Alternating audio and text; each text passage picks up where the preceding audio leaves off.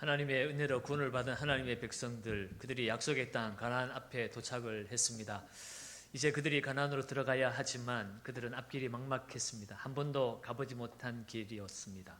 그리고 그들이 가야 하는 그 땅은 가나안의 7 족속이 견고한 성을 쌓고 철병기로 무장한 도저히 감당할 수 없는 사람들이 그들을 기다리고 있었습니다. 이런 두려움에 떨고 있는 이스라엘 백성들에게 하나님께서 찾아오셔서 강하고 담대하라, 너희가 형통할 것이다, 내가 너희와 항상 함께 있기 때문이다 라고 그들을 격려하셨습니다.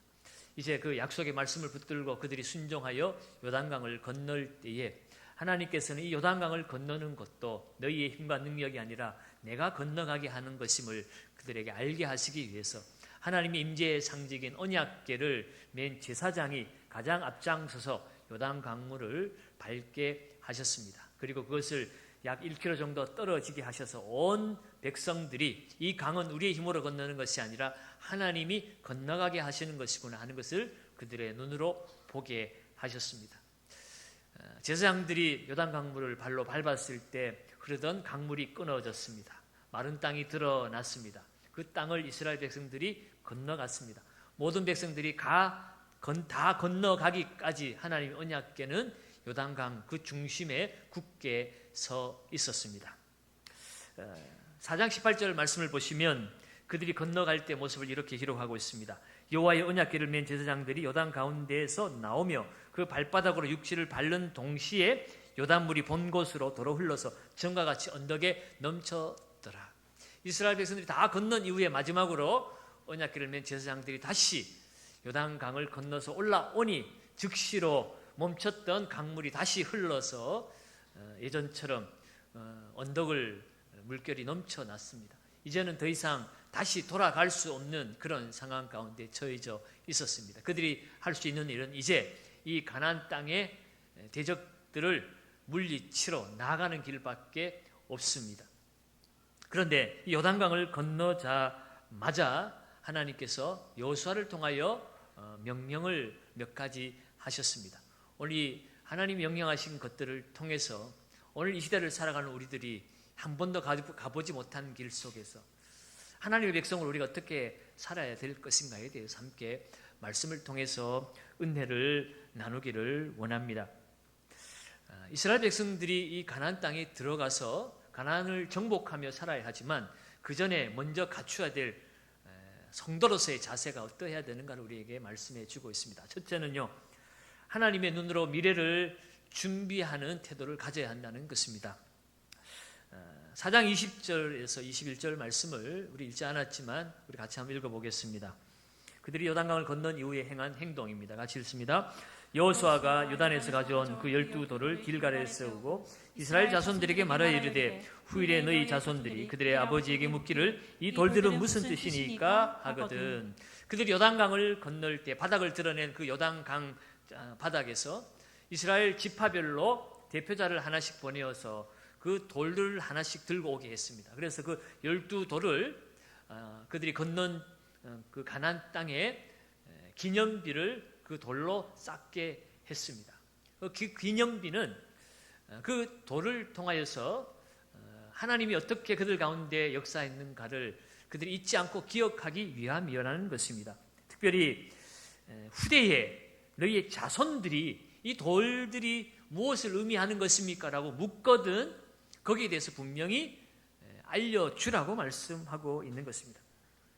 지금 여호수아와 이스라엘 백성들은 가나안을 건너자마자 이 가나안을 어떻게 정복할 것인가, 어떻게 이 가나안 땅을 효과적으로 잘 차지할 것인가, 그런 생각을 하지 않고 그 전에 먼저 먼 훗날 이 가나안 땅에 이미 정착하여 살게 되고 나중에 세대가 흘러간 다음에 너희의 자손들이 이 땅에서 어떻게 살아야 될 것인가를 준비하도록 한 것입니다. 지금 내 코가 석자인데 이 요단도 정말 하나님의 기적이 없으면 건널 수 없는 그런 요단을 건넜고 이제 한 번도 싸워보지 못한 강력한 대적들과 싸움을 앞두고 있는데 어떻게 작전을 짜서 어떻게 물리칠까, 그것이 지금 급한데요. 하나님은 몇 세대가 흐른 그 다음의 일까지 지금 미리 준비하게 하시는 것입니다. 다음 세대에게 무엇을 알려주라는 것입니까? 22절 이하의 말씀을 보면 너희는 너희의 자손들에게 알게 하여 이르기를 이스라엘이 마른 땅을 밟고 이 요단강을 건넜습니다. 도저히 건너갈 수 없는 이 요단강을 하나님이 가르셔서 마른 땅으로 건너가게 했음을 알려주라는 것이에요. 너희 하나님 여호와께서 요단물을 너희 앞에서 마르게 하사 너희를 건너가게 하신 것이 너희 하나님 여호와께서 우리 앞에 홍해를 말리시고 우리를 건너가게 하신가 같았다. 그러므로 그 후대의 이스라엘 자손들에게 알려주라는 것입니다. 24절입니다. 우리 같이 한번 4장 24절 읽어볼까요? 이는 땅의 모든 백성에게 여호와의 손이 강하신 것을 알게 하며 너희가 너희 하나님 여호와를 항상 경외하게 하려 하심이라 하라. 이스라엘 자손들이 훗날에 하나님의 그 강하심을 잊어버리고 세상의 헛된 인간들의 그 권세와 돈과 헛된 우상들을 찾아서 그들의 마음들이 빼앗기지 않도록 우리가 의지할 대상은 이 세상에서 하나님밖에 없음을 그들이 잊지 않도록 하라는 것입니다. 그래서 그들이 세월이 지나고 시간이 바뀌어져도 항상 하나님을 경외하는 하나님의 백성이 되도록 하기 위해서 이 기념비를 세우게 하신 것입니다. 시간이 흐르면 사람들은 쉽게 하나님의 은혜를 잊어버립니다. 특별히 하나님이 어떻게 역사하셨는가 그것을 눈으로 보지 못한 세대들은 점점 그들의 믿음이 희미해지기 시작하고 타락하기 쉬워집니다. 지금 당장 요단강을 건넌 이스라엘 백성들은 그들의 눈으로 보고 경험을 했기 때문에 하나님을 절대로 잊어버릴 수가 없죠. 그러나 세월이 흘러가면 그 하나님의 그 강하신 손으로 역사하신 홍해를 가르신 하나님, 요단강을 건너가게 하신 하나님, 그 하나님을 보지 못하고 듣지 못한 이스라엘 백성들이 결국은 하나님을 떠날 위험성이 있기 때문이라는 사실입니다. 오늘날 한국 교회도 마찬가지입니다.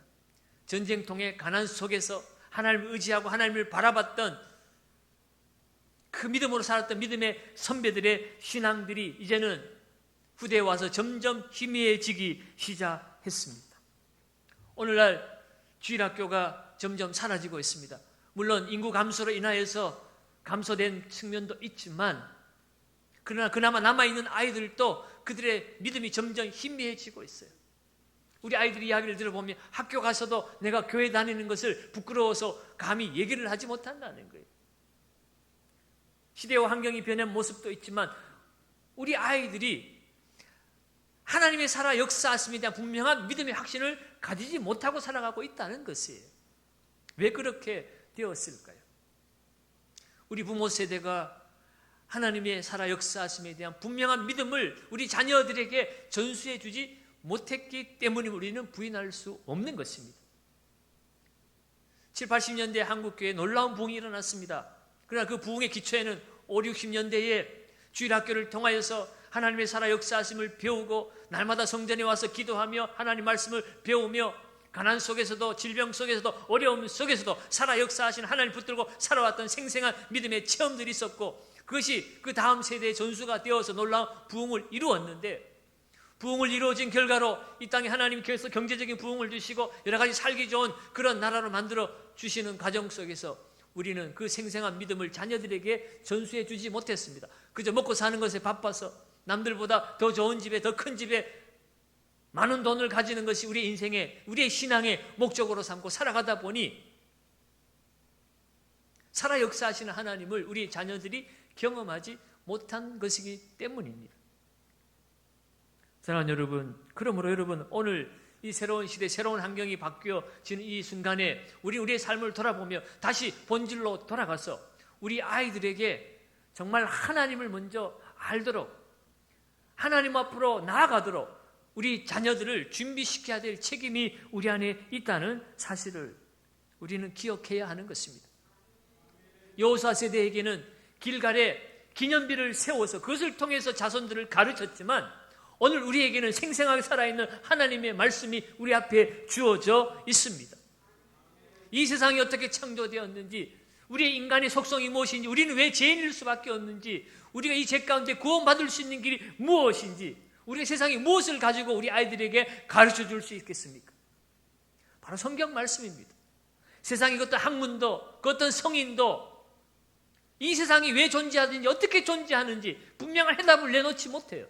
그러나 성경은 분명하게 기록하고 있습니다. 이 세상 천지만물을 하나님이 창조하셨고 인간은 하나님을 떠나서 죄를 지으로 말미암아 죽게 되었고 부패와 타락 속에서 멸망을 향하여 달려가고 있음을 성경 우리에게 분명히 기록하고 있고 여기에 살 길은 오직 하나님의 아들 예수 그리스도 그분이 날 위해 죽으시고 부활하신 것을 믿고 따르는 자에게 죄에서 구원받고 거룩한 하나님의 백성이 되어서 이 세상의 마지막 심판의 때에도 우리는 구원함을 받고 하나님의 새로운 세상 영광의 나라를 이루며 살 수 있음을 오늘 성경이 우리에게 분명히 알려주고 있습니다. 이것을 우리가 자녀들에게 가르쳐 주어야 돼요. 아빠는 왜 예수 믿어? 우리는 왜 예배 드려야 돼? 여기에 대해서 우리 아이들이 질문하거든. 하나님의 성경 말씀을 펴놓고 우리는 당당하게 알려주어야 하는 것입니다. 히브리서 4장 12절에 하나님의 말씀은 살아있고 활력이 있어서 좌우의 날선 어떤 검보다 예리하여 혼과 영과 및 간절과 골수를 찔러 쪼개기까지 하며 사람들의 마음과 생각을 판단한다고 그랬습니다. 이 말씀은 이스라엘의 역사책이 아니에요. 목사님의 설교의 그 토대가 되는 이야기거리가 아니라는 것입니다. 어디에서 주워와서 들어와서 모아놓은 그런 수필집도 아니고 이야기책도 아닙니다. 하나님의 감동으로 하나님의 종들을 통하여 하나님이 친히 말씀하신 하나님의 살아있는 말씀이에요. 그래서 예배를 통해서 말씀을 통해서 우리 아이들이 말씀하신 하나님을 그들이 스스로 경험해서 세상에 나아가서 당당하게 나는 예수 믿는 하나님의 자녀입니다 말할 수 있는 믿음의 세대로 우리가 만들어 주어야 하는 것이에요. 안타까운 사실은 여호수아 세대가 끝나고 나중에 사사시대가 들어왔을 때 그들이 하나님을 알지 못하는 세대가 되었다라고 말하는 그런 안타까운 사실이 성경에도 기록이 되어 있습니다. 어쩌면 오늘 이 시대에 우리도 놀라운 부흥의 세대를 우리가 경험했지만 우리의 다음 세대는 하나님을 알지 못하는 세대, 하나님을 부인하는 세대, 하나님을 부끄러워하는 세대, 그런 세대로 흘러갈 수도 있다는 것이에요. 그렇기 때문에 오늘 이 시대에 이 변화된 세상 속에서 우리 어떻게 다시 잘 먹고 잘 살 수 있을까? 이 코로나 시대, 코로나 이후에는 어떻게 해야 우리가 부자가 될 수 있을까? 어떤 것이 돈이 될까? 여러분, 그런 것도 우리가 연구하고 살기 위해서는 뭐 그런 것도 필요하죠. 그러나 그것 이전에 이 시대에 우리의 믿음을 어떻게 지켜낼 수 있을까에 대해서 우리가 더욱 먼저 준비하고 우리의 믿음을 지켜낼 수 있어야 하는 것입니다. 지금 코로나19 사태로 인해서 오랫동안 아이들이 예배당에 와서 하나님을 온전히 예배하지 못하고 참된 말씀의 교제를 잃어버리고 살아가고 있습니다. 물론 가정에서 나름대로 온라인 예배를 통해서 예배를 드리고 있지만 그러나 이런 시대일수록 우리는 주일학교, 우리 자녀 다음 세대가 신앙으로 바로 설 수 있도록 우리는 우리 자녀들을 지켜내야 합니다. 언제까지 이 코로나 환경 때문에 우리 아이들이 예배를 드리지 못하는 상황들을 방치해 둘 수는 없습니다. 그래서 교회도 다음 주부터는 현장 예배를 우리 주일학교도 회복하고자 합니다. 철저하게 방역을 하고 우리 교육자들과 교사 선생님들이 준비를 해서 우리 아이들이 안전하게 예배 드릴 수 있도록 잘 준비해서 예배를 드리게 될 것입니다. 예배 가운데 선포되어주는 말씀 가운데 우리 아이들에게 살았고 활력 있는 말씀으로 그들의 심령을 찔러 쪼개는 생명의 말씀이 그들을 움직여야만이 그들이 나중에 세상에 나아가서도 살아 역사하신 하나님을 의지하며 이 세상을 다스리고 정복하며 이 땅을 하나님의 나라로 만들어 갈 수 있는 것입니다. 여러분, 오늘 우리의 자녀들 그들을 지켜내야만이 하나님의 나라를 이 땅 가운데 이룰 수가 있는 것입니다. 오늘 우리의 믿음은 결국 우리 자녀들의 믿음으로 그대로 이어진다는 사실을 기억하시기 바랍니다. 그러므로 오늘 이 시대에 다음 세대를 바라보면서 준비하시기 바랍니다. 교회는 교회대로 또 교회에서 부족한 부분들은 저와 여러분들이 가정에서 우리의 자녀들의 신앙이 지켜지도록 그렇게 헌신하면서 이 땅에서 하나님의 나라를 준비하는 저와 여러분들 되시기를 주의 이름으로 축원합니다. 둘째로 오늘 우리가 이 땅 가운데 살아가는 성도의 참된 자세는 하나님의 은혜를 잊지 않고 기억해야 한다는 것입니다. 길갈의 기념비를 세우게 하신 하나님은 또한 여호수아를 통해 또 한 가지를 명령하십니다.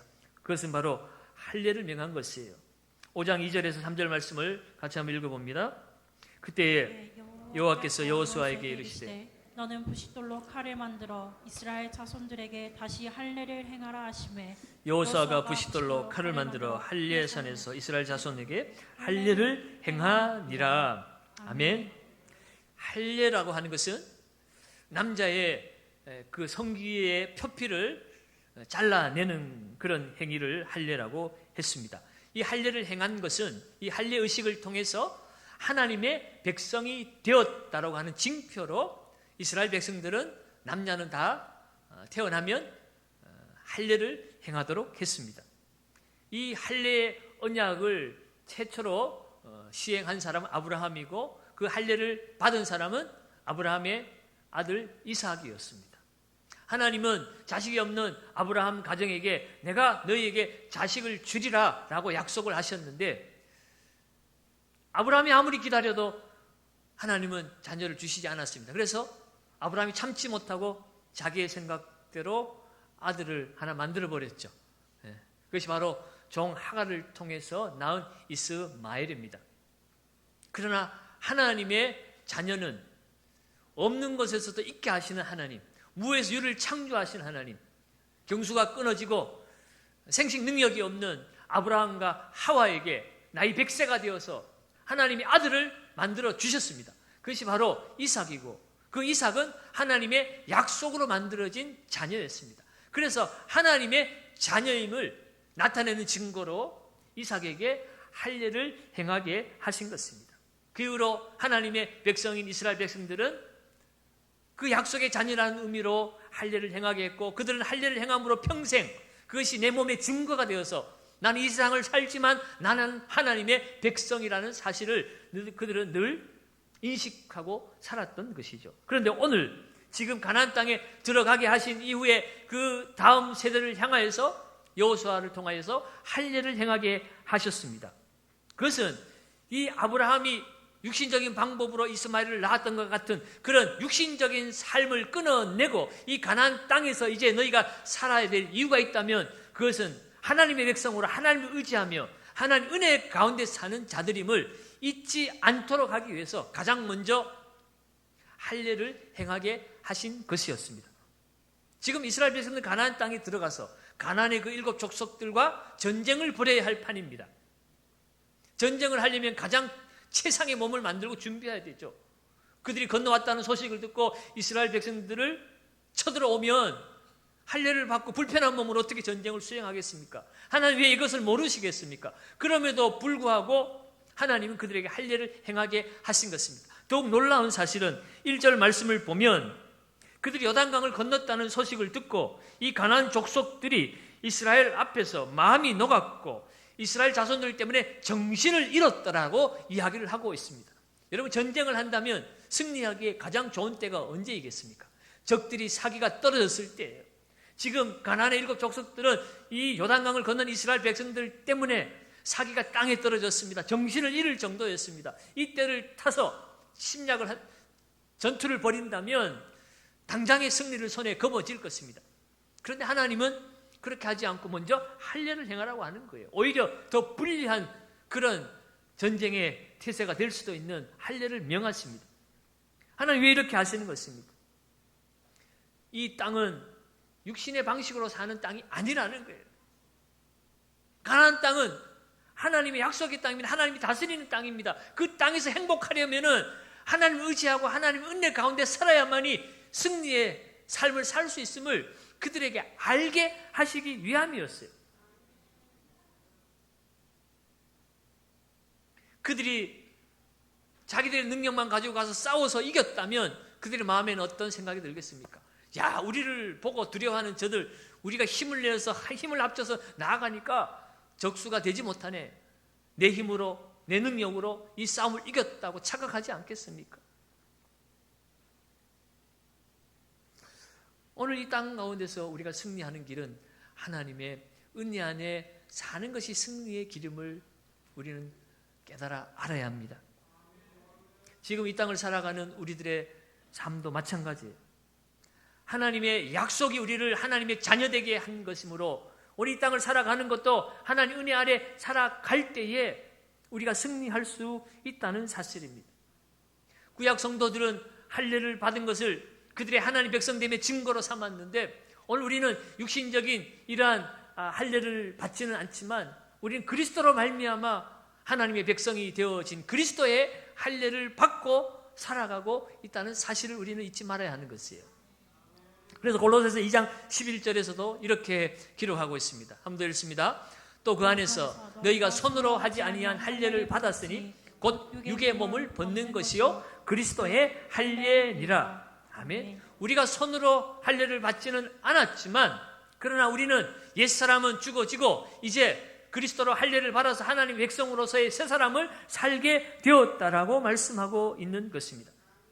특별히 구약시대에 오늘 성경 말씀은 부싯돌을 갈아서 할례를 행했습니다. 할례를 행할 때에 피가 낭자했을 거예요. 그 피의 의미가 가져다주는 상징성을 우리는 잊지 말아야 합니다.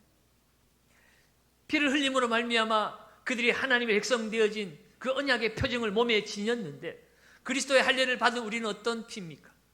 그리스도께서 십자가에서 날 위해 피 흘리심으로 말미암아 그 피가 우리를 깨끗하게 하였고 우리를 하나님의 백성으로 구별하였기에 우리는 이 땅에 거룩한 하나님의 백성으로 살아가고 있다는 사실입니다. 그러므로 이제 우리가 이 땅을 살아간다면 그것은 이제는 내가 사는 것이 아니고 내 안에 그리스도께서 사시는 것이라고 사도 바울이 고백한 것처럼 우리는 새로운 사람이 되어 살아가야 하는 것이 하나님의 약속의 땅 가나안 땅에서 살아가는 삶의 목적이고 이유여야 한다는 것이에요. 그래서 이 구약의 할례는 신약의 세례와도 같은 것입니다. 세례의 의미가 무엇입니까? 여러분 우리가 세례 받을 때 지금은 약식으로 머리에 물을 뿌리는 것이지만 예수님 당시에 세례는 물속에 들어갔다가 나오는 거예요. 물속에 들어갈 때에 우리의 죄로 물든 옛사람은 죽어지고 다시 물 위로 나올 때는 우리는 완전히 새 사람이 되어서 하나님의 백성이 되어서 다시 물 위로 올라오는 것입니다. 그래서 세례의 의미는 내 육신의 죽음을 의미하는 것이고 하나님을 의지하는 새로운 인생이 되었음을 고백하는 순간이 그것을 인식하는 순간이 바로 이 세례의 순간인 것입니다. 그러므로 오늘 이 가나안 땅에 들어가서 살아야 되는 하나님의 백성들, 오늘 구원을 받고 이 땅을 사는 하나님의 백성들인 저와 여러분들은 날마다 나를 구원하신 하나님의 은혜를 의지하며 이 세상에서 내가 사는 것이 아니라 내 안에 그리스도께서 사시는 새로운 인생임을 늘 잊지 않고 살아야 한다는 것이에요. 그와 같은 연장선상에서 오늘 여호수아를 통해서 하나님은 또 한 가지를 말씀하셨습니다. 10절입니다. 10절을 한번 더 읽습니다. 또 이스라엘 자손들이 길갈에 진쳤고 그달 14일 저녁에는 여리고 평지에서 유월절을 지켰으며 아멘. 하나님은 유월절을 이제 다시 지키게 하셨습니다. 유월절은 40년 전에 그들이 애굽에서 탈출할 때 애굽에서 난 모든 초태성은 죽을 것이라고 재앙을 내렸는데 거기에서 살 길을 하나 주셨습니다. 그래서 어린 양을 잡아서 그 피를 묻혀서 문설주와 문방에 바른 그 집은 죽음의 사자가 넘어갈 것이고 구원을 받을 것이라고 말씀하셨죠. 그래서 이스라엘 백성들은 모두가 다 어린 양의 피를 적셔서 문설주와 문인방에 바름으로 말미암아 이스라엘 백성들은 구원함을 받았습니다. 그래서 그 하나님이 이스라엘 백성들을 구원해 주신 것을 지키는 절기가 유월절이에요. 그들이 애굽에서 지키고 또 시내산에 와서 한번 지켰는데 그 이후로 그들이 광야에서 방황하는 동안에 유월절을 지킬 수가 없었습니다. 또 유월절을 지킬 수 있는 자들은 할례 받은 자들만이 지킬 수가 있었죠. 그러니까 그동안 광야를 헤매는 동안 광야에서 태어난 다음 세대는 유월절을 지킬 수가 없었습니다. 그런데 이제 가나안 땅에 들어가서 유월절을 지키게 한 것입니다. 이 유월절은 예수 그리스도의 십자가의 구속 사역을 예표해 주고 있지요. 예수님이 십자가에 달리실 때에 사도 세례 요한은 예수님을 보고 보라 세상 죄를 지고 가는 하나님의 어린 양이로다 그랬습니다. 유월절에 어린 양의 피가 발려 지분을 말미암아 구원받은 것처럼 예수 그리스도께서 인류를 대속하신 어린 양으로서 십자가의 피 흘리심으로 말미암아 그 피를 믿는 자, 그 피로 보호받은 자들인 저와 여러분들이 구원함을 받았다는 사실입니다. 그러므로 이 유월절을 지키라고 하는 것은요, 오늘날로 치면 성찬식을 지키는 것 같은 의미를 가지고 있어요. 예수님이 십자가 달리시기 전날 밤에 제자들 불러 모으시고 만찬을 나누실 때에 예수님께서 떡과 잔을 드시고 말씀하셨어요. 이 떡은 내가 찢길 내 몸이라고 말씀하시고 이 잔은 내가 흘릴 피라고 말씀하셨습니다. 너희가 앞으로 이것을 지켜서 이것을 기념하라, 기억하라고 말씀하셨죠. 지금 가나안 땅에 정복하여 들어가서 가나안 땅에 살게 될 이스라엘 백성들을 향하여서 유월절을 지키라고 말씀하신 것, 그것은 구원받은 성도가 이 땅에서 어떻게 살아야 될 것인가에 대해서 분명하게 말씀해 주고 있는 것입니다. 오늘 구원받은 하나님의 백성으로 저와 여러분들이 이 땅을 살아가면서 잊지 말아야 될 것은 바로 하나님의 아들 예수 그리스도의 십자가에 흘리신 그 구속의 은혜를, 흘리신 보혈을 우리가 늘 기억하며 살아야 한다는 것이에요. 다시 말해 내가 사는 것은 하나님의 은혜로 바로 예수 그리스도 때문에 내가 사는 것임을 늘 잊지 않고 살아가는 것이 시대와 환경이 변해도 이 땅을 살아가는 모든 성도들의 삶의 자세라는 것입니다. 그것이 우리 인생의 행복의 이유이고 행복의 목적이어야 한다는 것이에요. 내가 사는 것은 예수 그리스도의 그 피의 은혜로 말미암아 사는 것이고 내가 이 땅에 사는 이유는 바로 예수 그리스도의 그 피의 구속의 은혜, 복음을 전하는 것이 내 삶의 이유이고 목적이 되어야 하는 것입니다. 여기에 대한 분명한 확신이 있을 때 이 세상의 치열한 삶의 현장 속에서도 우리는 소망을 잃지 않고 살아갈 수가 있는 것이에요. 이어지는 11절 말씀에 11절 12절의 말씀을 보시면 그들이 유월절을 지키고 무교절을 지키기 위해서 무교병을 만들어 먹습니다. 그런데 그 무교병을 만든 곡식은 가나안 땅에서 난 소출물을 가지고 무교병을 지어 만들어 먹었습니다. 그리고 놀라운 일이 벌어졌습니다. 12절입니다. 12절 말씀을 우리 같이 한번 읽어봅니다. 또 그 땅의 소산물을 먹은 다음 날에 만나가 그쳤으니 이스라엘 사람들이 다시는 만나를 얻지 못하였고 그의 가나안 땅에 소출을 먹었더라. 아멘. 지금까지는 하나님께서 만나를 내려서 그들의 먹을 것을 해결해 주셨습니다. 그런데 이제 그들이 약속의 땅 가나안 땅에 들어가서는 더 이상 하늘에서 만나가 내려오지 않습니다. 그들이 가나안 땅에서 열심히 일해서 거기서 난 소출물을 가지고 이제는 먹고 살아야 되었던 것이죠. 이 만나의 종료는 이스라엘의 광야에 방황하던 그 시절의 종료를 뜻하기도 하지만 그러나 이제 하나님의 약속의 땅에서는 하나님 주신 은사와 재능을 따라서 열심히 수고하고 애씀으로 말미암아 그 소산물로 그 열매로 살아야 될 것에 대한 하나님의 뜻이기도 합니다. 여러분, 우리는 하나님의 구원받은 백성이지만 이 땅 가운데서 우리는 최선을 다하여서 우리의 주어진 삶을 갖고 나가야 합니다. 그러나 우리가 잊지 말아야 될 것은 우리가 이 땅에 살아서 열심히 살고 그래서 그 소출 가지고 그 열매를 가지고 때로는 부자가 되기도 하고 때로는 박사가 되기도 하고 때로는 무슨 공직자가 되기도 하고 관리가 되기도 하고 우리가 원하는 뜻을 이루며 살 수 있습니다. 그러나 그 전에 우리가 기억해야 될 것은 우리는 예수의 피로 구원받은 하나님의 은혜로 하나님의 백성이 되어 살고 있다는 이 사실을 늘 기억하며 살아야 한다는 것입니다. 그렇지 않으면 결국은 우리는 다른 것을 쫓게 되어 있어요. 돈이, 자리가 나를 행복하게 해줄 것이라고 착하게 만들고 돈 많이 벌게 해주고 높은 자리에 올라가게 해주는 우상들을 찾아가서 머리 숙이고 빌고 점치고 굿하고 살아가게 될 것이고, 여러분, 그것이 우리의 목적이 되어서는 안 된다는 거예요. 이 세상은 심판받을 세상이고요, 하나님 완전한 하나님의 나라가 우리를 기다리고 있습니다. 그 나라에 합당한 삶을 살기 위해서는 이 땅에 사는 동안에도 우리가 힘써 열심히 살아야 되지만 궁극적인 우리의 인생의 목적은 새하늘과 새 땅, 예수 그리스도께서 십자가에 죽으시고 부활하심으로 우리에게 가르쳐 주신 온전한 하나님의 나라, 그 나라가 이 땅 가운데 임하는 날을 소원하면서 바라면서 소망 가운데 우리는 이 땅에서 하나님의 나라를 이루며 살아야 하는 것입니다. 그러므로 여러분, 우리가 어떤 환경에 처해 있든지 삶에 어떤 변화가 일어나든지 변함없는 진실은 그리스도의 은혜로 내가 살고 있다는 것이에요. 코로나가 찾아오기 전이나 코로나 이후에 변화된 삶의 어떤 자리에 있거나 가난해서 부자가 되었거나 부자에서 가난이 되었거나 건강한 자리에서 죽을 병에 걸렸거나 죽을 병의 자리에서 다시 건강한 몸을 회복되었거나 그것과 상관없이 우리는 처음부터 마지막까지 그리스도의 은혜로 살고 있는 사람들이라는 것입니다. 그 은혜가 나를 살렸고 그 은혜가 나를 영원한 생명으로 인도해 주실 것이라는 것입니다. 그것을 잊지 않고 살아가는 것이 이 땅에서 구원받은 하나님의 백성들의 삶의 태도요 자세여야 한다는 것이에요.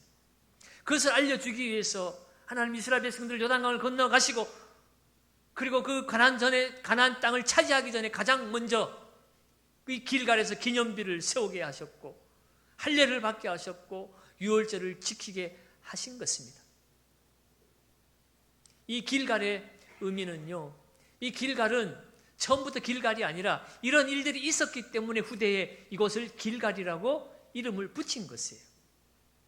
오늘 그 말씀을 5장 9절에 이렇게 말씀하고 있죠. 이렇게 한번 읽어봅니다. 5장 9절을 다시 한번 읽어봅니다. 여호와께서 여호수아에게 이르시되 내가 오늘 애굽의 수치를 너희에게서 떠나가게 하였다 하셨으므로 그곳 이름을 오늘까지 길갈이라 하느니라. 아멘. 길갈이라고 이름 붙인 이유는 하나님께서 이스라엘 백성들을 애굽의 수치에서 떠나가게 하셨다는 뜻입니다. 이 길갈이라는 뜻은 원의 의미는 굴러가다 그런 뜻이 있어요.